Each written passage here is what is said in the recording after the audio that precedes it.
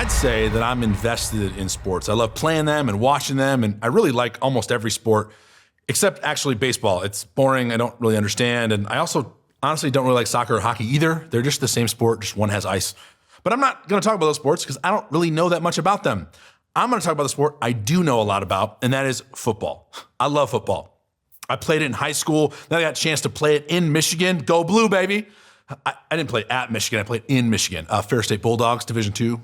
Pretty big deal. Anyways, I think what fascinates me most about football is that every single position is totally unique. It's oddly and specifically specialized. You have cornerbacks who are quick and fast and mentally tough, but can't catch the ball to save their life. You got linebackers who are thick and fast, but not too fast, but strong, but not bulky, and they're unafraid of contact. They've just hit the hole aggressively. Quarterbacks, though, they're hopefully the smartest person on your team, and if they're not the smartest, they better be an incredible leader. And then, that's why football's great, you got linemen. Football is basically the last sport where big guys like me can still go out and get after it. And that's what's great. Even the linemen are different and need to learn different things based on if you're on offense or defense, or even on offense, if you played center, guard, or tackle, your job is different. And what makes football crazy is that all of these skill sets are inherently useless individually. Like in most sports, you'd be okay if you just cloned the best player a bunch of times. A team full of Otanis in baseball, or give me 5 LeBron James on the basketball court, like, you're gonna be okay. In football, though, everybody's skill sets are so unique and so valuable that if you just cloned Pat Mahomes a bunch of times, your football team actually wouldn't be very good. The reason a football team works is a group of people have realized that they're good at different things. And instead of trying to be great at everything all the time, they become laser focused on what they've been designed and coached to do. And ideally, that is exactly how the church should look. Like a great football team with different types of people using their giftings to make an impact. Paul compares the church to a body in his letter to the church in Corinth. Just as a body, though one, has many parts, but all its many parts form one body, so it is with Christ. He goes on to say, if the whole body were an eye, where would the sense of hearing be? If the whole body were an ear, where would the sense of smell be? But in fact, God has placed the parts in the body, every one of them, just as he wanted. If they were all one part, where would the body be? As it is, there are many parts, but one body. You've probably heard this verse before. And what you're probably thinking next is, that's exactly how this place looks. This church is a perfect place where all different types of people come together and make a perfect body. Not one job is more important than another job. And unfortunately, as much as we'd love for that to be true, I think in reality, it doesn't always seem like it, does it? If you're like me and you start looking around this place, you may start thinking to yourself, man, it doesn't seem like every person here is equal. It doesn't seem like every person's skill sets are needed and helpful. Like Jake, hey, I get that your skill set matters. You're up on this fancy screen, reading off words off a fancy prompter that we're just all watching across the Valley of Phoenix. Like, it's pretty obvious that your job seems important. Or maybe you even look at your student pastor at your campus. They seem pretty high profile, like their jobs really have some teeth.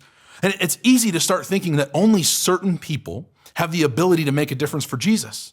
Like, what if I'm not this big outgoing guy who can talk to a camera? What if being in crowds stresses me out? Like, what if I don't know all the answers to all the church questions? What if I don't even want to be a pastor? Like it seems like the only people making an impact around here are the ones that want to work at a church. Like, I want to be an engineer. I want to be a doctor. Can I even make a difference if I'm scared of talking to people, or can't play the guitar, or I can't make a good cup of coffee? And when these thoughts start drifting into your mind, they're almost always followed with loads of excuses. Reasons that we think we aren't good enough or don't have enough value to make a difference for Jesus. I catch myself doing this all the time. Like, I look at people I work with and I think it just isn't fair. Like, they're so much better at retaining information than me. They're so much smarter than I am. Or they're so much better at listening intently when people are talking to them. Why can't I ever remember names? Why can't I sit down in my office and stay focused for more than 35 minutes at a time? Why am I so easily distracted? When we start making excuses, it's really easy for us to start believing that making an impact for Jesus is only something for those certain people over there. The ones behind the camera, the ones on the stage, the ones playing the guitar, leading worship. Like, those people, they should be the ones inviting their friends. They're loud and they're outgoing. But that's not at all the attitude of Scripture. We need to fight back against the it's on them culture of Christianity and latch onto a it's on me mindset. We've been designed with an intentional skill set. And just like a football team needs all 22 different positions and the body needs arms, legs, kneecaps, and that little dangly thing in your throat, the church needs your skill set, your talents. People who don't know Jesus yet need someone with your giftings and interests to make an impact in their life. We got to reject the it's on them culture of a church that so many of us have seemed to believe, and we have to lock onto a it's on me mindset, a mindset that takes ownership of your faith and uses the ways that God has designed us to impact those around us to be more like Jesus. Here's a story of a group of people in the Bible who I think showed up thinking they weren't going to be needed, that they weren't the preachers or the teachers or the recruiters or the loud look at me type people. They all had different skill sets. What's so cool about these people is they didn't wait for other people to get the job done. They raised their hand and they said, hey, it's on me. Some context for this story I think is important. This historical story takes place in the Old Testament about 1400 years BC, so almost 3,500 years ago. It's the telling of the building of the tabernacle by a dude named Moses. You may have heard of Moses. He has many famous deeds. He was supposed to be killed at birth, but was rescued by Pharaoh's daughter. So the leader of all of Egypt, his daughter rescued Moses. He grew up in the palace, and when he's a little bit older, he killed a guy. Not ideal. So he ran away to avoid punishment, which is relatable. But then God shows up via a burning bush. So he goes back and tells Pharaoh, hey, let my people go. Let my Israelite people go. Pharaoh wasn't exactly down with letting all of his slaves go free. So Moses hit Pharaoh with this like, hey, you got to do this or else. And he had to say, hey, God, I need the or else part. 10 plagues showed up. Pharaoh finally said, okay, the slaves, you can go. And so they left. Only Pharaoh wasn't really a man of his word, and so he decided to go back and get his slaves. And so Moses, yes, same Moses guy, opened up the Red Sea, and he let the Israelites walk through and then collapsed all the water on the Egyptians, killing all of them. And listen, his story isn't even done yet. Moses is also the same guy that God gave the 10 Commandments to. Like seriously, Exodus, the book of Exodus, is a wild book. Do yourself a favor and get in this thing. I share all that to simply make it obvious that every Israelite knew that God was with Moses. It was incredibly obvious that God was present in his life. And by proxy, he was also present and working in all of their lives, taking them out of the Egyptian slavery and bringing them to a land that they could inhabit. And so when Moses announces in chapter 35 that to honor God for all he has done in their lives, they're going to build a tabernacle, a place of worship, the Israelites are ready. And here's what it says in verse 4. This is what the Lord has commanded. From what you have, take an offering for the Lord. And then Moses proceeds to list all of the materials that are needed to build the tabernacle. And then in verse 10, he goes on, and all who are skilled among you are to come and make everything the Lord has commanded. And then he lays out exactly how they need to build this incredible structure. And then they built this thing. And I love how the book of Exodus recounts what Moses says to a group of Israelites.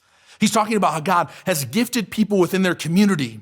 And he says this, he has filled them with the skill to do all kinds of work, as engravers, designers, embroiderers in blue, purple, and scarlet, and yarn, and fine linen, and weavers, all of them skilled workers and designers.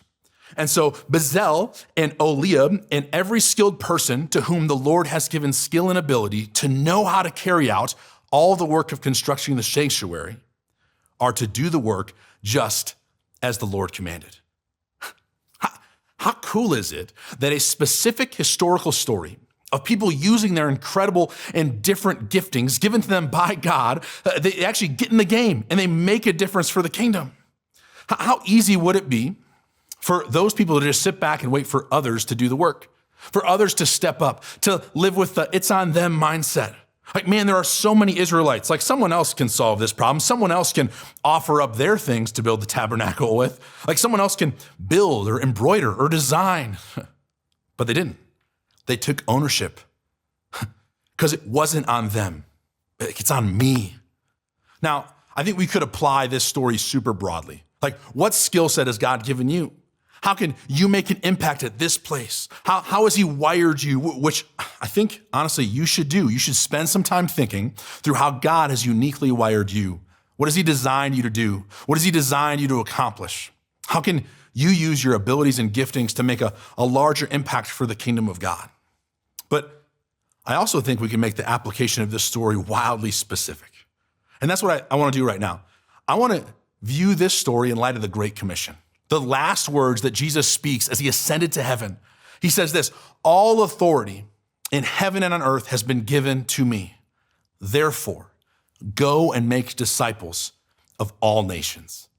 Jesus' final words are a call for us to go and make disciples of all nations. All means everyone. All means every single different type of human. All means all. And you know who can't reach all? Me. You know who can't connect with every single person? Your student pastors. You know who can't walk into your school and invite your friends for you? Your coaches. It's not on them. It's on you. God designed you with crazy specific likes and skills and interests. And the things he created you to dig are why you are so uniquely equipped to share Jesus with others. He's wired you to be able to connect with someone that I can't connect with, someone that I would have a hard time befriending. So connect with them, then be Jesus to them. Don't assume someone else is more equipped or better able to be Jesus to others than you are. It's not on everybody else. It's on you.